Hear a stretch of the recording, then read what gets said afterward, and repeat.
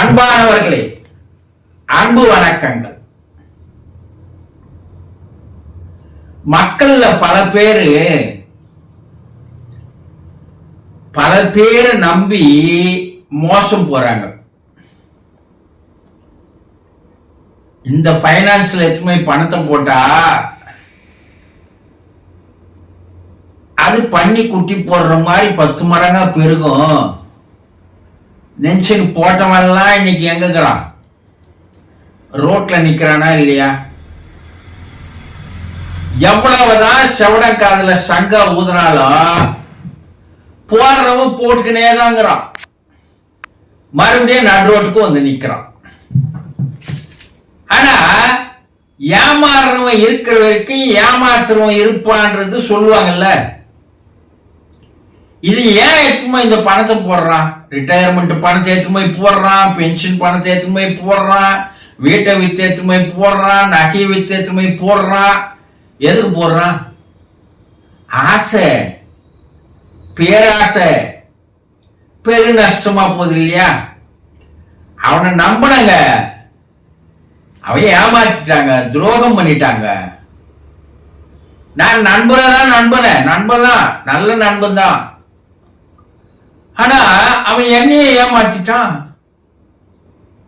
நம்பிதான் நான் அவளை காதலிச்சேன். ஆனா அவன் என்னை ஏமாத்திட்டா. இப்படி பல விஷயங்களில் ஏமாந்து போறீங்களா இல்லையா? இது ஒரு வகையான ஏமாற்றம். யார? மற்றவர்கள் நம்பி ஏமாந்து போவது என்பது ஒரு வகையான ஏமாற்றம். வேற வகையான ஏமாற்றங்கள் இருக்குது. இது என்னன்னா ஆன்மீக பைத்தியங்கள் சொல்லலாம். அது ஆசை, பேராசை பைத்தியங்கள்.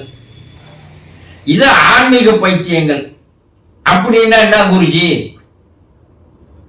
ஒரு சிலர் சொல்லியும் தெரியுவான்.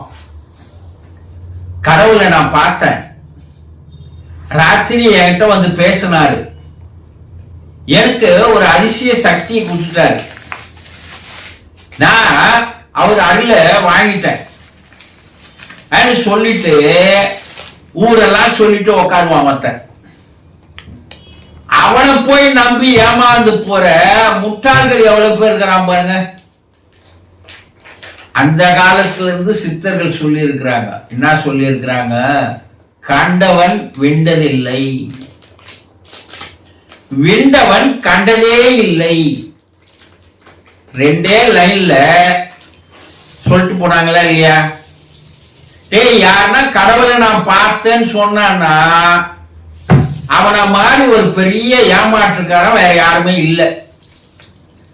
அப்படி உண்மையிலே பார்த்தவனா இருந்தா அவன் வெளியே சொல்லவே மாட்டான். ஏன்னா அது சொல்லக்கூடிய விஷயமே இல்லை.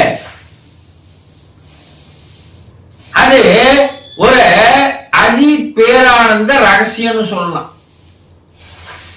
ஒரு ஆணும் பெண்ணும் உறவு கொள்வதில் ஏற்படுகின்ற இன்பம் இருக்குது. அதை யாருன்னா ஒருத்தர்கிட்ட போய் சொல்ல முடியுமா? சொல்லுங்க. இறைவனோடு சேர்கின்ற இன்பம் இருக்குது பாருங்க, அது பேரானந்த பரவச நிலை என்று சொல்கிறார்கள் சித்தர்கள். இதையே வெளியே போய் சொல்லாதவன் அதை போய் சொல்லுவானா? அப்படி அவன் சொல்றான்னா ஒன்னு அவன் பைத்தியமா இருக்கணும், இல்ல மக்களை ஏமாற்ற வேண்டும் என்ற முடிவோடு அவன் அந்த தீர்மானத்தை வச்சுக்கின்னு மற்றவர்களை ஏமாற்றணும்.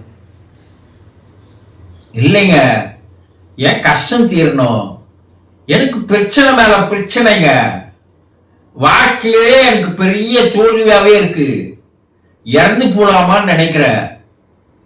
அன்னைக்கு ஒருத்தர் சொன்னாரு, எப்பா நீ அந்த இடத்துக்கு போய் வா, அந்த கோயிலுக்கு போய் வா, உன் பிரச்சனை எல்லாம் தீந்துரும், நீ நல்லா இருப்பன்னு சொன்னாரு.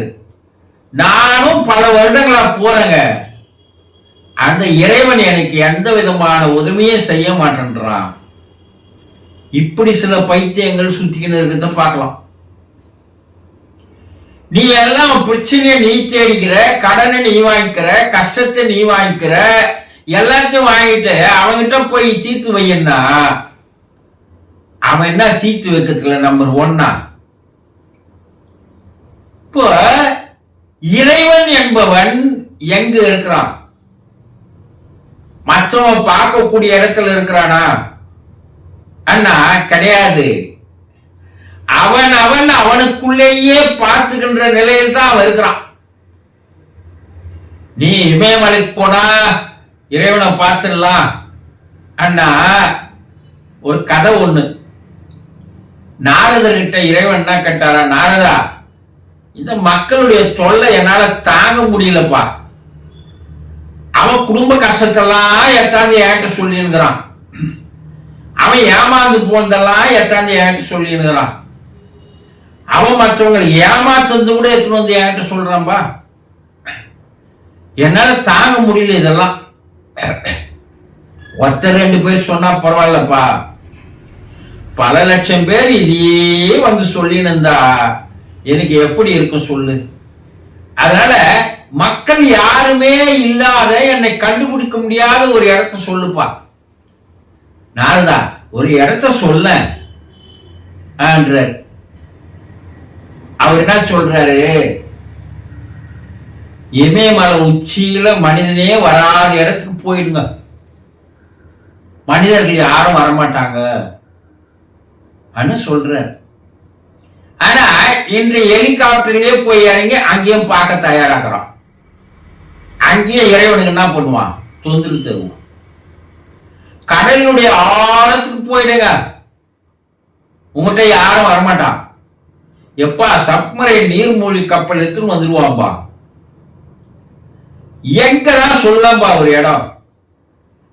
அப்ப நாரதர் ஒரு அருமையான இடத்த சொல்றேன் பகவானே.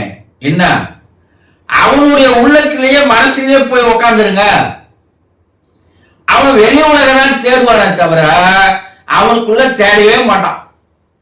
எந்த மனிதர்களும் உங்களை வெளியில் தான் தேடி தேடி தேடி அலைவானே தவிர வெளியே இருக்கிற எல்லா சலைகள் கிட்ட, கோயில் கிட்ட, எல்லா கடவுள்கிட்ட போய் சொல்லுவானே தவிர அவனுக்குள்ளேயே இருப்பதை எவனால அறிந்து கொள்ள முடியாது. அதை கூட அது அற்புதமான ரகசியமான இடம் வேற எதுவுமே கிடையாது என்றார் நாரதர். அட சரியான இடத்த சொன்ன நாரதர. நான் அதனால அவனுக்குள்ளேயே போய் நான் ஒழிஞ்சிக்கிறேன். ஆனா அன்னைக்கு போய் ஒழிஞ்சாரு பாருங்க. இன்னைக்கு வரைக்கும் எவனா அவனுக்குள்ள இருக்கிற இறைவனை தேட மாட்டேன்றான். வெளி உலகை தேடி தேடி மற்றவர்கள் ஏமாற்றுகின்ற ஏமாற்ற வித்தையில இவனா ஏமாந்து போறான். நல்ல ஒரு கலர்ல ஒரு துணியை போட்டுக்கின்னு, உடம்பு பூரா பல மாலைகளை போட்டுக்கின்னு, நெத்தி நிறைய பட்டை அடிச்சுக்கின்னு, பல விதமான கொட்டைகளை போட்டுக்கின்னு இருக்கிறவன் அவன்கிட்ட போய் என்ன பண்றான் இவன், அவர் இறைவனை பார்த்தவர்ப்பா, அவர்கிட்டயே இறைவன் இருக்கிறார்ப்பா, அவர்கிட்ட போய் நான் ஆசீர்வாதம் வாங்கினா என் பிரச்சனை எல்லாம் தீர்ந்துரும்பா போய் வாங்குறான். அவன் பார்த்தது இவன் போய் பார்த்தானா? இல்ல அவன் பார்த்தன்னு நான் சொன்னானா? கிடையவே கிடையாது. ஆடை அலங்காரத்திலோ மனோபடத்திலோ யார் இருக்கிறானோ அவன் கிட்ட அவன் இறைவனை பார்க்கவே முடியாது. ஆனா இந்த முட்டாளெல்லாம் எங்க போய் விழுந்துறான்? அங்க போயிருக்கிறான். எந்த ஒரு சித்தர்களும், எந்த ஒரு யோகிகளும், முனிகளும், ரிஷிகளும், ஏன் அவதாரங்கள் என்று சொல்லக்கூடிய புத்தனா இருந்தாலும், இயேசுவா இருந்தாலும், இல்ல நபிகளா இருந்தாலும், இல்ல நீ வணங்குற யாரா இருந்தாலும், அவர்கள் என்னை வெளியில் தேடாதே, இறைவனை வெளியில் தேடாதே, அவன் உனக்குள்ளேயே இருக்கிறான், உள்ளேயே போய் தேடு. அப்பதான் நீ ஏமாந்து போக மாட்ட. இல்லைன்னா ஏமாற்றுமே வாழ்க்கையாக உன்னுடைய பிறவிகள், பல பிறவிகள் வீணா போயிடும் அப்படின்னு தான் சொல்லிட்டு போயிருக்கிறாங்க. நீ என்னதான் சொல்லு, பைனான்ஸ் துட்டு போடுறவன் மாற மாட்டான், மற்ற இடத்துல போய் கடவுளை தேடுறவன் மாற மாட்டான். அப்போ ஏமாற்றம் என்பது நீ வெளியில் பார்ப்பதால் கிடைப்பது. நீ யாரையும் நம்ப தேவையில்ல, உன்னை நம்பும்படி, மற்றவனை நம்பும்படி இறைவன் உன்னை படைக்கவில்லை. உன்னையே நீ நம்பு, அப்போதுதான் இறைவனும் உன்னை நம்புவான் என்பதை புரிந்து கொள்ளுங்கள். சந்தோஷம்.